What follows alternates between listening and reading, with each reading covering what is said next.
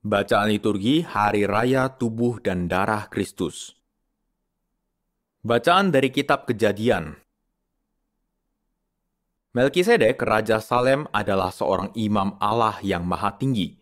Ketika Abram kembali dari kemenangannya atas beberapa raja, Melkisedek membawa anggur dan roti lalu memberkati Abram. Katanya, "Diberkatilah kiranya Abram oleh Allah yang maha tinggi, pencipta langit dan bumi, dan terpujilah Allah yang maha tinggi yang telah menyerahkan musuh-musuhmu ke dalam tanganmu." Lalu Abram memberikan kepada Melkisedek 1/10 dari semua jarahannya. Demikianlah sabda Tuhan, syukur kepada Allah. Engkaulah imam untuk selama-lamanya menurut Melkisedek. Engkaulah imam untuk selama-lamanya menurut Melkisedek. Beginilah firman Tuhan kepada Tuanku, duduklah di sebelah kananku, sampai musuh-musuhmu kubuat menjadi tumpuan kakimu. Engkaulah imam untuk selama-lamanya menurut Melkisedek. Tongkat kuasamu akan diulurkan Tuhan dari Sion, berkuasalah engkau di antara musuhmu. Engkaulah imam untuk selama-lamanya menurut Melkisedek. Engkau meraja di atas gunung yang suci sejak hari kelahiranmu, sejak dalam kandungan, sejak fajar masa mudamu. Engkaulah imam untuk selama-lamanya menurut Melkisedek. Tuhan telah bersumpah dan tidak akan menyesal. Engkau adalah imam untuk selama-lamanya menurut Melkisedek. Engkaulah imam untuk selama-lamanya menurut Melkisedek.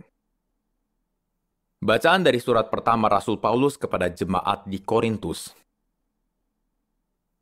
Saudara-saudara terkasih, apa yang telah kuteruskan kepadamu ini telah aku terima dari Tuhan, yaitu bahwa Tuhan Yesus pada malam waktu ia diserahkan, mengambil roti, dan sesudah mengucap syukur atasnya, ia membagi-bagi roti itu seraya berkata, "Inilah tubuhku yang diserahkan bagimu, perbuatlah ini untuk mengenang daku." Demikian juga ia mengambil cawan sesudah makan, lalu berkata, "Cawan ini adalah perjanjian baru yang dimeteraikan dalam darahku. Setiap kali kamu meminumnya, perbuatlah ini mengenang daku. Sebab setiap kali kamu makan roti ini dan minum dari cawan ini, kamu mewartakan wafat Tuhan sampai ia datang." Demikianlah sabda Tuhan, syukur kepada Allah.